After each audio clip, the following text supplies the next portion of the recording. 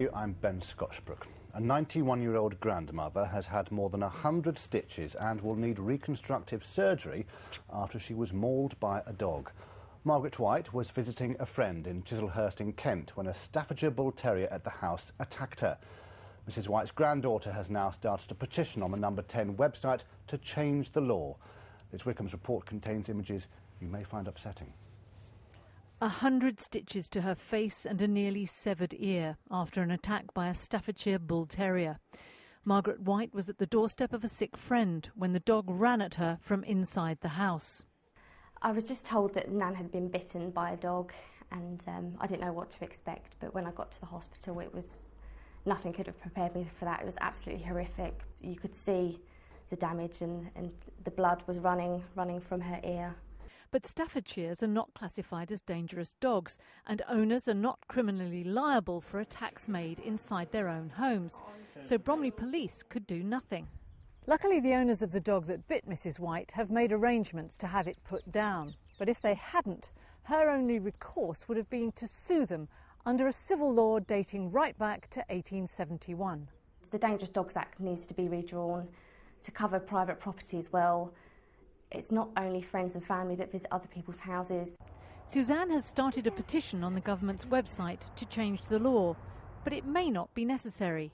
What the authorities are looking at now is trying to find ways of extending the Dangerous Dogs Act so it applies in public and private places, and that will give them much stronger powers. A little late for Margaret. It feels like she's lost that little bit of independence. She's going to have further surgery on her eye. She probably won't want to go out on her own for a while. It's changed her as a person, but she's still trying to remain positive. Liz Wickham, London Tonight, Sidcup. The government agreed today that anyone who lost loved ones in the July the 7th bombings should get legal aid for representation at the victims' inquests.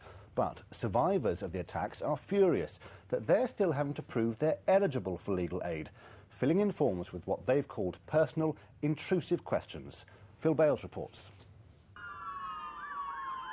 If you climbed out of the wreckage left by the 7/7 bombs and want to be legally represented at the inquest into the deaths of the 52 killed, fill in this form for legal aid, the survivors have been told, or pay your costs yourselves. Even then, if they earn too much, they could get nothing.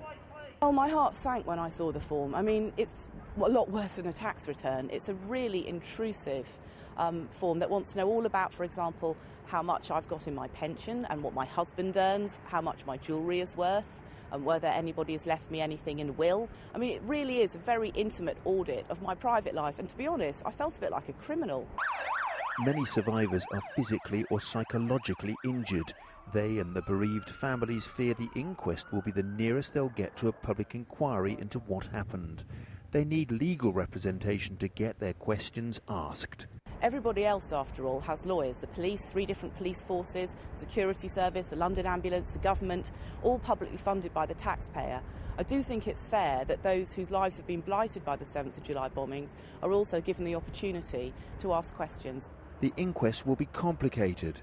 100,000 documents, including 30,000 witness statements. Lawyers representing those caught up in the attacks say their legal advice should be free. It is only fair that all of the families, and indeed all of the survivors, are funded so that they can be represented, that they can have their questions put, and hopefully receive answers as to why it happened and whether it could have been prevented. If they don't fill in this 15-page form, the survivors of the explosion here and of the other atrocities will have to pay for their legal costs themselves. Why should we do that, they ask, when we've already paid a heavy price by going through this terrible ordeal?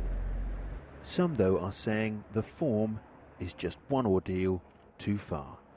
Phil Bales, London Tonight. A couple more headlines for you.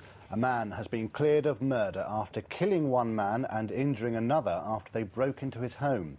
49-year-old Samuel Kamina slashed at 3 armed intruders with a knife last September. 24-year-old Perry Nelson died from his wounds. And boxing and wrestling will not be returning to the Royal Albert Hall after local residents won a High Court order.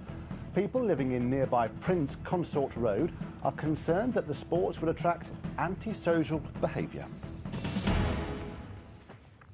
We end our news tonight with a gorilla who's certainly doing his bit to save the species. Yeboah was drafted into London Zoo last November with the mission to help make more gorillas.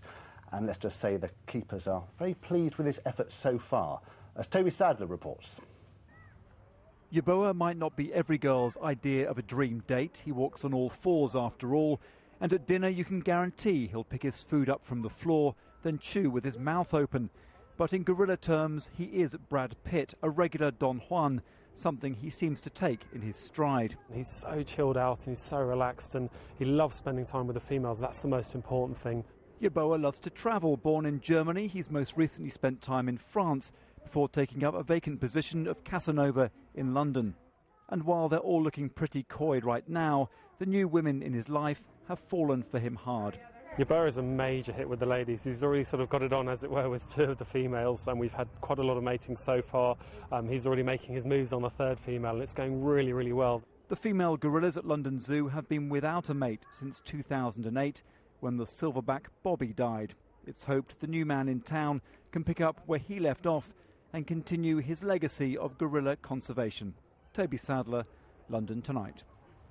Right, it's time now, I think, for the weather. Here's Chrissy.